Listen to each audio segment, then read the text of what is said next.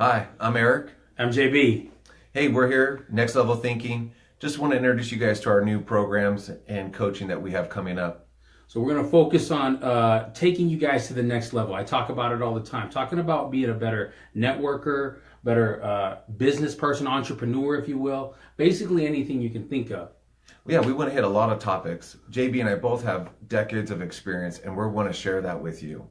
It's about taking you better, more money, more motivation, being able to empower as many people as you can. That's the biggest thing we're looking for, is being able to share what we've got and what we've learned along the roads. I think a lot of people just want guidance. I see a lot of people who call me from other states, other brokerages, and they're like, hey, this is where I'm at this situation. And I feel like a lot of times they're actually dropping nickels and dimes and dollars along the way, because they're like, hey, I wish I could get some guidance on that. I wish I could know that a little bit more and see a little bit more of the vision. And so for me, I want to increase two things. One, balance of life, better opportunities to serve. Right now we have a lot of hurricanes, earthquakes going on. And what you don't see the greater vision is if you're more successful, you're actually able to give more, you're able to participate more, and help out those around you. Yeah, give to get. That's like the biggest thing. So there's going to be a lot of times with how much Eric has and he's learned as go along, I'm going to feel like I'm learning. So you're going to see me giving a lot of questions, but one big thing I hope you understand is what we're going to do is not only give you the knowledge, but hopefully empower you with action. We want to give you the ability to go, okay, I've got to grind. No matter what's going against me, whatever challenges I have, he brings up opportunities to serve. I believe 100% we've got to give to get, even in times where we need to receive as well. So like that's the main focus. So when you're around, please share with us what you want to learn, what you want to expect from us, because this is going to be straight grassroots, right? Absolutely.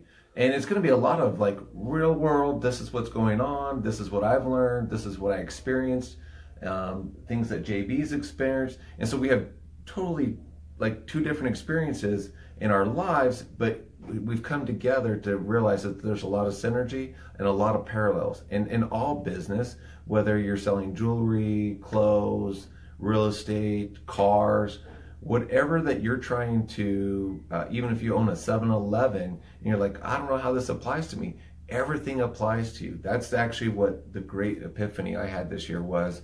Everything relates to certain ground principles. And so we're going to cover those ground principles, and then we're going to give you like direct case studies. I have a lot of people that are like, well, has that ever happened? I'm like, so I'll give my experience, JB will give his experience. And so you're going to get a real broad scope of how things can be put together and hopefully take your business to a next level. And it doesn't matter. So when he talks about sales, you have to remember we're all in the world of sales. You think about it, whether you're an athlete, whether you're a student, business person, and what Eric's talking about is we're all praying for like the process, the right way to do it, but we always want to try to find the perfect way, right? So we hope you get there's no perfect way, but there's a consistent way. And that's what we want to be able to help you understand. And that's where, I mean, soon we're trying to get to deliver wherever we go, and all of us can share from wherever we are in life to whatever we do in life. Absolutely. To give you another example is in business, I had an employee last year, she came to me and she's like, well, Eric, how do we do advertising? Like, where do we put our $100 here to get Y results? And I said, oh, there's no standard formula for that. That's what, like in startups, they have a lot of A/B testing. You'll hear me talk about A/B testing. If you're not testing, if you're not trying to grow, you're becoming stagnant, you're decaying.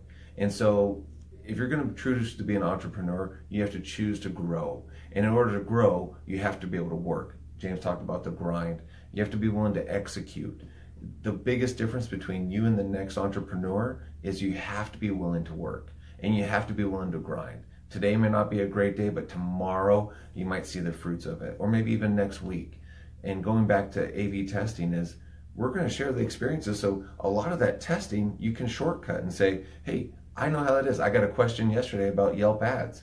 And so I quickly texted back, this is how I've A/B tested. This is what I saw as my return on investment. So I'm willing to share some of my results. I'm willing to share my research. James is willing to share his research. And we're helping to help you grow individually as well as large groups. Yeah, so you think about it, it's going to work all together. So when you come to us, come with an open mind, because that's where we're going to be with you guys. That's important. And and we're all going through this A/B testing, if you will. And it's not about giving up. I mean, the fruits of labor will be out there, and sometimes the fruits are months down the road. You think about it, a farmer does not sell his acres of land after one bad harvest, right? You got to continue to learn and what you got to do, and hopefully Eric and I can be able to help you understand where our experiences and other people's experiences share. We can use those to help you become successful, because we all want to make money. We all want to be successful in what we do, whatever the amount is. And second of all, we want to care for people, and we want to take care of the people around us and leave a legacy for them, right? And I hope that's what we're looking for, and I hope that's what we're going to try to do each and every moment. So yeah, let's get into one of our first. We just want to give you guys a little idea of what we have to offer. One of the things that we're going to talk about today is more efficient networking. One of the principles people need to understand in communications is, if I go to James and say, hey James, you're really good looking today, I'm trying to invest in him. I'm trying to pay him a compliment. And there's a lot of science behind that, actually. Not only do you want to do it because James and I are friends, but you also want to do it because, hey, you know what? I think James can help me out in certain ways. You want to put people around you that can help you, and you want to be there to help other people. That's true. And so, and when you talk about that, when we meet, like for example, when me and Eric first met, I came into his office and I was like going to talk to him about just how I can help him regarding what I did in one of his meetings. And he's like, hey, let's sit down. And never in my life, and Eric, I think, thought, okay, how can this guy help me? And all of a sudden now we're sitting here doing this stuff. So you got to understand, going back to it, let's say you're a basketball athlete. Let's say you're in college and you meet a dentist, right? For no reason, you're meeting a dentist, right? You think about it, the first thing that Eric says, how can this person help me? I know that this person can help me and I can help them. So give them a compliment, what they deserve. And use the word networking. I like the word, I've got to make it click. I've got to make us click. How do we click? And just because you have a different background, you have a different story behind yourself, or you have a different goal in life, that doesn't mean that we're not going to be able to get along and be able to do something and help each other down the road, right? Absolutely. People wonder, like, everyone says, hey, Eric, you got a natural knack of networking, or how am I more efficient? I'm more efficient. Number one, I care. Everyone I help knows that, hey, you know what? You're stranded. You're halfway between LA and Vegas. You can't get a hold of someone. Let me call Eric. It's 11 o'clock at night. I know Eric will answer his phone. Number two, I know Eric's got the resources to help me out. He'll actually leave, I'll get in my car and drive and take care of you. And I think that's the type of friend that we all want. And, Dale Carnegie talks about how to, win friends and family over. Some of that is through, being willing to serve. I tell a lot of my clients, like, I'm one of the few real estate agents that helps people move in. They're like, well, number one, I'm 6'2", 230, and so I'm a pretty big guy. So they're like, and I'm like, you know what? I would help you out anyways. I would be here helping out whether I sold you the home or not. And I think the belying fact for me is because I'm invested in people. Part of my network is I'm invested in them. I want to see them grow. I want to see them be happy. I think all too often, I don't watch a lot of the news, me personally. I don't either, yeah. And neither does my wife. And we're like, it's just train wreck after train wreck. It's negative news, because positive news doesn't sell. But in real life, positivity really sells. Like, you come in negative Nancy or a positive Pete, dude, who's going to close the deal? Hands down. And people see that. So let me ask you, okay, so we talk about this. I'm going to put you on the spot here. So you tell me, if I were to call you, I could pick you at 11 o'clock at night, you'd come help me on a dime. Okay, so how do you portray that and get that? Like, let's say we met day one today. How do you portray that? Because, like, if I met you today and tomorrow I need help at 11 o'clock at night, you're not the first person I'm calling.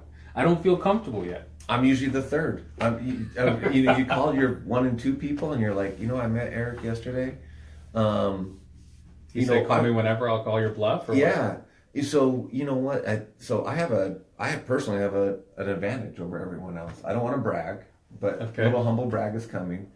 So I'm a strawberry blonde, no freckles, blue eyes. All my children have blue eyes. Like I said, I'm over 6 foot. And so I also have flat feet. I have so many recessive genetic traits. I don't want to brag, but I do. And so when someone says, "Hey, I know Eric," you instantly, I had some roommates in college move in, and they're like, "Hey, Eric, can you hook me up with a date?" And I said, "Just tell them you know me." And you talk about those little connections. We were talking about coins earlier. Yeah. Is I'm a coin, right? So you're like, you know what? Hey, you called me out at 11 o'clock. Where are you at? Hey, Eric, I'm stranded out here at Mountain's Edge. So what do? I may not necessarily go out there, but one of the things I'm really good at is delegation. I call one of my friends and said, "Hey, can you run a gallon of gas down to James? He's down at Mountain's Edge." And because that person knows that I'm always looking to pay it forward, I'm always willing to give. So you use your network to help your network. I mean, if you think about it, that's taking it to another level. A lot of people think, like we talk about give to get, but you think about it, he's giving and using other people's talents so that network is almost like a family, right? It's like it's that takes a village conversation. It takes a village. So that's great. So now another example too is I was talking to my brother-in-law about this. He was like, so for me, I don't see as when someone's in need, I see that as an opportunity. And a lot of times you're like, well, how do you get to know someone? For me, service is the easiest way. But a lot of times people, once again, going back to need and guidance, they know when I call that I probably have an opportunity for them to serve. And so they can take it how they want. They can take it how they want. And so my brother-in-law was like, "Man, Eric, you do such a great job at getting people to do stuff. It isn't that I'm getting them to do stuff. I'm actually just giving them an opportunity that they otherwise probably wouldn't know about or otherwise think about, and give them some motivation as to why to do it." So once again, that's part of the next level of thinking is give to get. And you know what? We may not personally benefit of something we're doing today, but I know in the future it's going to come around, right? Karma is actually a Christian principle. It actually says in Christian principles, karma, what you put out is going to come back. And so that's just a truth. That's just out there. Hands down. And so believe in that. Whether you believe in different religious principles, everyone's experienced it. We all tease about it. Different shows are built around it. That, hey, this is going to go out. Here's the storyline. They did this, so something negative is coming back. Or, hey, someone did positive comes back. Why does it work? Why are jokes funny? Jokes are funny because there's some truth in them. So that's true. And so going back to, we talked about coins, right? So me and Eric were talking about coins before you got here, and I always talk about that when I talk to people, or I talk to individuals that want to be able to create a connection, right? And I talk about, when you think of coins, right, you think of what? Think of money, right? It's something of value. And I have coins in my pocket mentally. I have coins in my pocket that I have of my life. And coins can be anything. Coins can be family, life, hobbies, travel, interests, all those kind of things. I want to go deep sea fishing off the San Diego coast. That's one of my things. I want to go visit my family in the Philippines. I want to get my wife a beach home in Sarasota, Florida. Those kind of things. Those are my coins, right? But it's not my job when we talk about Eric is giving to get. I'm not going to brag about me. We don't want to be that guy, right? At a function that talks about themselves the whole time. Those coins are kept for me in my pocket, right? I want to know what coins Eric has. I want to know what coins everybody else has. And then as I learn from them and they share them with me, because people love to talk about themselves, right? Now I can go, oh, really? You went to Florida? Where in Florida? My wife wants a beach house there. I would love to be there. How do you like it? Now all of a sudden they're the expert, right? So be a coin and then find coins. And that's what we're talking about here. And now it gets to a point where you look at it, he talks about, like, if someone were to call me and say, hey, JB, I need you to do me a favor. My buddy needs a gallon of gas. If I don't know Eric that well, I want to go do it like, I'm doing this podcast right now, right? Or I would go, dude, Eric doesn't really ask me for favors unless people are in need. Dude, I'll be back. Give me about 15 minutes. We're going to hold this because I got to get someone taken care of. So he looks at it as an opportunity. And how we see things, I think, is really what you're saying. How we see things is really how we portray things and how karma is reserved to us, right? Absolutely. And how's that? Now, how's this karma and doing good? How do you think that applies to business? Also, I think honestly, from what I see, I don't know. You're in the real estate world, so you Right. probably see it as like I see that what you have. Like I see a lot of people, and you can correct me if I'm wrong. I see a lot of people that are very negative and or frustrated about what's going on with their life. They're arguing with their wife, their kids. They're frustrated this happened, and all of a sudden, this deal didn't close. Oh, This deal, or this one dragged out even further, and all of a sudden something fell through. And to me, it's just like the hole becomes bigger almost. yeah. And they're digging themselves a hole. So that's where I see it comes. Whereas if you have trust in everything and push it aside, if you have something where, okay, I can't let it affect my relationship with Eric, because Eric's gonna go do it. You said energy or that karma or whatever it may be, that energy. You're going to go do it. Like, okay, James doesn't want to talk to me right now. He looks upset, whatever it may be. I'm not going to talk with him. Right. And you talk about being a negative Nancy, positive Pete. If Eric's a customer and James is being a jerk and I haven't sold his property for 3 months, he may reach out to someone else. I don't know how it goes. Am I right? Yeah, a little bit of that. A lot of times there's so many variables, like in any, particularly in a real estate transaction, but also even from, you're a 7-Eleven owner. You're like, well, someone's coming to pick up a candy bar. First, the candy bar had to be stocked. Second, the candy bar had to be priced, had to be UPC'd. Then the cashier's ringing it up. You start actually detailing every transaction that we do, even on Amazon. You go into Amazon and maybe you're in an Amazon store. Okay, great. You got to advertise it. You got to market it. You got to package it up. You got to ship it. And that's every single business transaction. There is no easy business transaction. That's number one. Everyone's like, oh, where's the easy money? Usually if it's easy money, then it's probably a bad transaction. Or something's illegal. I'll Yeah, say that something's right now. illegal. And so, part of that is, what can you do to be more efficient in everything you do, whether it be networking. Efficiency at the end of the day is wealth. And so if you're going to become a better entrepreneur, you need to become more efficient in everything you do. Yeah. So let me ask you this: how many times?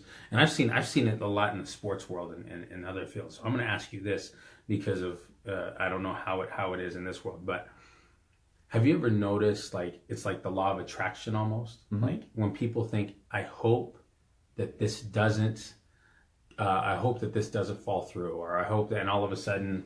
Yeah, it falls through, right? The hope system does not work in business. Right. Have you seen that, right? Right. And so part about the hope system is everyone does have to have hope and desires. But at the other part of that, you need to have the yin to the yang. And that part of it is having execution, being committed. Like you talked about, hey, you don't sell the whole farm the 1 year that the crops are bad. Right. And so part of that is you need to look at, okay, what can I take from this experience? Number 2 is how can I maybe get another experience from it? And as far as attraction goes, is if you're busy, and this is in athletics, right? And this is where everyone's realizing the lone wolf doesn't work. You got to be around people who are active. Like if you want to be an athlete, right? You're going to get a personal trainer, and you can go to a gym. And you're not going to go to a gym where it's just you and your trainer in a room, right? If you notice, all the high-end athletes, they go to other gyms where other high-end athletes are working out. You talk about, MMA. MMA is really big right now. Big Right. Conor, big Floyd Mayweather. If you look at the gyms where they were training, it was at where other high-level athletes are training. Because if you're doing it, then I'm doing it, and everyone around us is doing it, right? You don't have one person that's sitting over in the corner and eating donuts, and then you got a professional athlete in the other corner who's on a strict diet, has everything. I'm the one eating donuts right now. I haven't been to the gym in a while. Yeah, I'll tell you that right now. So go. I keep telling everyone that Daddy Bod's in. I'm promoting that. So all these baked goods line up. My wife just got done baking like 3 dozen cookies. Stop it. And so I was always raised, you don't be rude, you eat everything on your plate, and when there's right, and when don't Mama waste Bear, it. Yeah, when Mama Bear is baking goods, you got to be putting it down. So, but the biggest thing you think about, he talks about you're surrounding yourself. Yeah. You're surrounding yourself with like-minded individuals. So you think about it, just as much as Floyd Mayweather surrounds himself with other great boxers, he's being motivated as much as he's motivating, right? You got to put yourself in both situations. And when you do that, now when you have that slump where you're afraid that this deal, first of all, a law of attraction, right? Brandon, thanks for the shout outs. The secret, right? You talk about the law of attraction.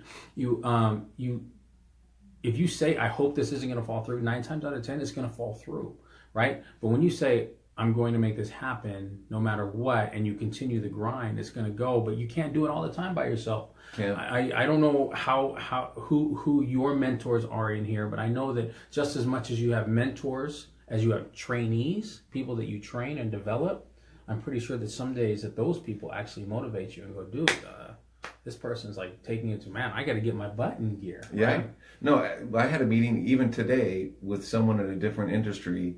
And I remember when he first started off, he was like in an intern desk. And fast forward 8 years later, he's got a decked out office. He's doing well and doing a lot of gross receipts. And so I took that as a point of inspiration, right? I gotta get going. Yeah. What can I do today? I go back to, we all relate back down to the downturn of the recession. And I remember my mentality then. And when I want to kick it into high gear, I always think about this. How can I make money today? What can I do to be successful today? And a lot of times, whether you're a professional athlete, whether you're an entrepreneur, whether you're actually even just trying to get better in your own job, is have that mentality. What can I do to succeed today?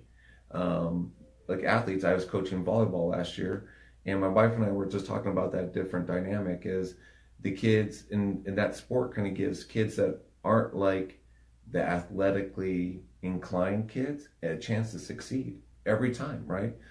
Just do this little thing, do this little step, and you can be successful. You may not win the whole game. You may win the whole game, but this little moment, and it's not too much pressure to say, hey, like in a lot of team sports, there's usually a superstar. And in volleyball, you can't win with just one superstar. You have to have someone to bump. You have to have someone to set. And I think that's a life principle. Like, we are all part of a bigger cog. And so what can we do to have little successes today? And that's part of the focus too, I think, is, like you're talking about this deal falling through. No, grind it out. See what you can do to make it happen. Yeah, always. And so you talk about it. So he talks about sports, and it doesn't matter what sports you're in, no matter what field you're in. Like he just talked to a friend of his. The mental preparation is the exact same for whatever you do. I'm telling you that right now. And it's so funny because I was sitting there and I was talking to my wife about 2 or 3. I love shoes.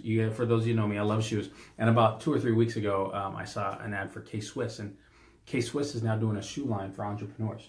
Oh wow! And I didn't know that. Yeah, and Gary V is one of them this year. Gary Vaynerchuk, and he goes. It's so funny because we went through an area where rappers wanted to be athletes and athletes wanted to be rappers, and now they both want to be entrepreneurs. And you think about it, no matter what you do in life, you're trying to improve yourself and you're trying to be successful individually. That's what an entrepreneur is. It's about improving yourself and being successful in what you do and believe in, which is A1 yourself. So you think about it, surround yourself with other, I don't care if it's a volleyball player, pick their brain.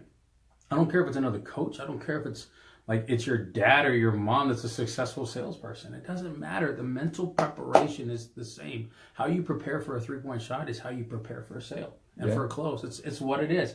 Maybe what you think about it's what you think about is different, but how you think about it, it's the exact same to me, right? So going back to that, he talks about there's a bump, a set, a spike. You've got to process. You can't just do it all yourself. So that goes back to the networking conversation. You've got to be approachable just as much as you approach.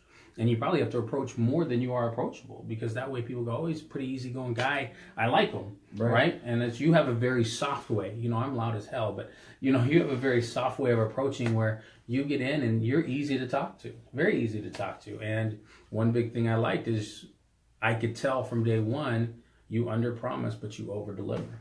And that's what's important. It's not like, okay, I'm going to get this done. And all of a sudden, oh yeah, what were we going to do again? You do it. And I think that's very important in what we do. Well, and I think going back to, expanding your network and, asking things of your network is you need to have be approachable. You need to be able to accept assignments and be willing to give. You talk about also about coaching is, I remember one of my lessons. So my son played Henderson flag football, and this was probably like 2-3 years ago. And I've been coaching for probably like 6-8 years. And most people consider me a decent coach because I'm very passionate. I love the kids. I love competition. And I always have that desire that no matter what cards are down on the table, I know that any given day could be our day today, whether I have a superstar on the team or not, let's just, lay it all out there. And I'm really good at getting 100% out of kids. And I also want the kids to learn for that thirst, that love of a game. And my son was on this flag football team, and I wasn't one of the coaches, but the coach that was on, Coach Robbie, he taught me a lot of things and how I could be a better coach. And it just reminded me that we can always be learning, right? We can always see how to improve our processes. And that's part of networking is, I reach out, I meet with James, I meet with whoever, is what can I learn from them as much as, hey, this is the coins like you talked about. I love that analogy. Hey, here's the coins I have. Let's see what coin we can trade, Absolutely, right. So I'm going to ask this because, so you brought about, you learned from another coach, which is awesome, right? Being a coach tends to be almost like it's a very prideful position. It's a prideful, most of you know I'm not a prideful person, but I do have a lot of championship belts. But you know what I mean? Like where I've seen and I've watched and I've spoke to people very successful in what they do, business, coach, athletes, whatever, and they talk to another successful individual in that field, and all of a sudden, what can he teach me? I have more belts than you, if you will, right? Okay, and where you just said, man, I just observed, what can I take from Coach Robbie, is that what he said, Coach Robbie, that I can inspire other people with? That's huge. Like, you think about it. I don't care. Listen, I don't care if you're making 6, 7, 8 figures in the field. Dude, I don't care about it. You can learn from someone, because I'll tell you right now, if you've been in your field for 10, 15 years, you probably don't remember the fire you had day one. Okay, and you've got to talk with those people, and you do those things, and you keep your mind open, like what he just said. Oh my goodness, like it's gonna. Oh, dude, I forgot about that. And for those of you that play sports, right? You played football, where, man, I don't know if you played wide receiver, but I remember when coach used to look at me when I caught the ball, and I turned upfield before I caught it, and they would just give you that look, and you're like, idiot, right? So you got to remember, we forget the little fundamentals. So you've got to take the force field down. Take the force field down, because there's so much you can learn from so many people, and you could probably be sitting right next to them, period, and going, hey, what can I learn from you? And you don't ask that question, but you got to have that kind of mindset. That persona. Absolutely, and that's what's talking about taking it to the next level. Is a lot of times, you talk about a force field. A lot of people talk about it as a bubble. They're like, I'm good. I don't need your help. I don't need your help. I'll tell you another experience. One time I got solicited on the phone, and this girl was calling from Indiana, and I'm going along with the spiel, and I told her, I said, it was for a local, I think, charity or company. I said, hey, can you come down and interview with me? And she's like, actually, I'm back in Indiana, I'm like, you're really good at your job. I really like to have you interview, And that's always that mindset is, you know what? Always have people that can, because everything's going to change. Number one, every day is going to change. And that's what I really like about my industry is it does change. It scares a lot of people. They're like, hey, what I'm doing right now is successful, but 6-9 months from now, it's going to change. I think every business does that, whether you realize it or not. Right. Some people kind of get in that rut, like you're talking about that first pass, the first fundamentals. They're like, oh, okay, I'm going to go out and run the route a little bit. I don't have to go as fast because I learned I don't have to bust hump right now. But you keep underperforming like that, and eventually you're going to get used to underperformance.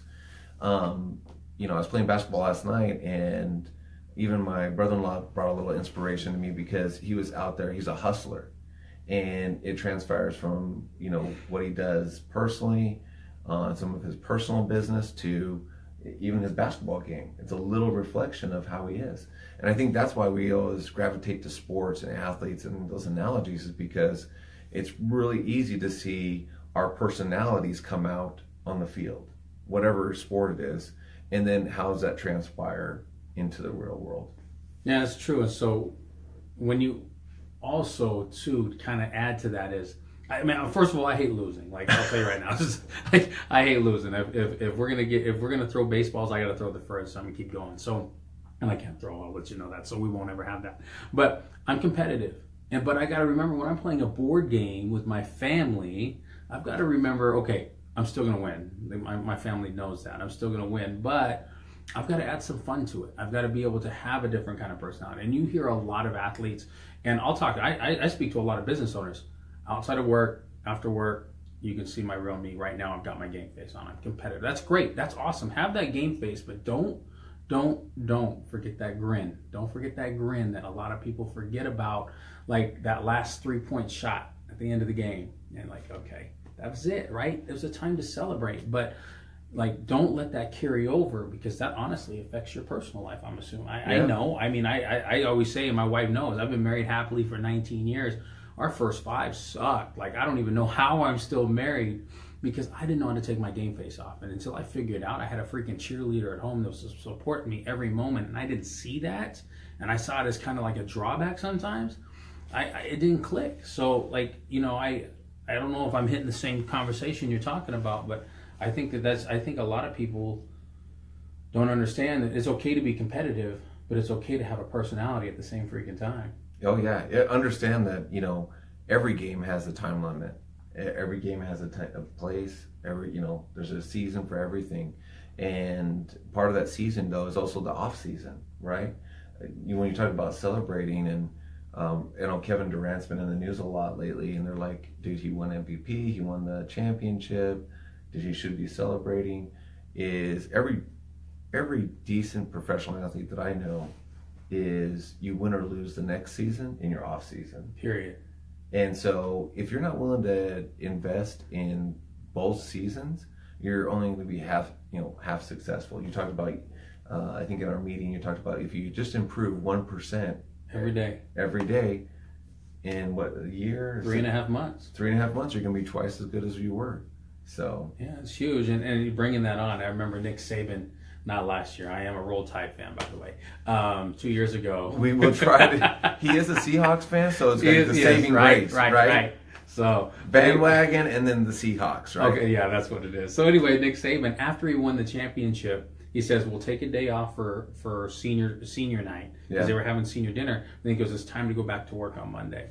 And you think about it, that guy's always got it on, and there's a reason. That's why he's so successful. 3 national championships in 5 years. He doesn't turn off, right? But he does have a personality. You see how he talks to some of these announcers. He cracks the jokes, but then he gets a little serious with them. So it's okay to have both, right? Absolutely. So I don't know. I think that sums up. Honestly, what you see today is what you really got. I mean, I hope that's what you like. Any other surprise out the bag you're thinking about? When are we doing this? Tuesdays, right? Yeah, we're going to be doing this every Tuesday. If you have any questions, go to nxtlvlmindset.com. We're going to start putting out there some checklists, some action steps that you can do. We're going to start having some free guides on what you can do to increase your business today. Like I said, we're going to try to increase that small little mentality of, what can I do to improve today? What can I do to make money today? What can I do to make the people around me better? Good. So dude, I'm ready. Dude, I'm so ready. This is something like, for those of you that like want to get to the next level, to me, I think this is it. Like, putting together, Eric's great at putting these checklists to be able to take us and share, because in all reality, no matter what field we're in, you can tweak it. Just have an open mind and come with it, and questions, opportunities, share us, like us, whatever it may be. Let us get out there and help you get where you need to go, because the more people we empower, the more people are changed in this world, right? So we hope to see you, right? Tuesday, 1 p.m.? 1 p.m., yeah. Pacific Standard Time. nxtlvlmindset.com. You can look at us on Facebook, Instagram. We'll probably be everywhere else, because we're going to go global, worldwide, right? So, hey, till next time. All right. All right, cool. See ya.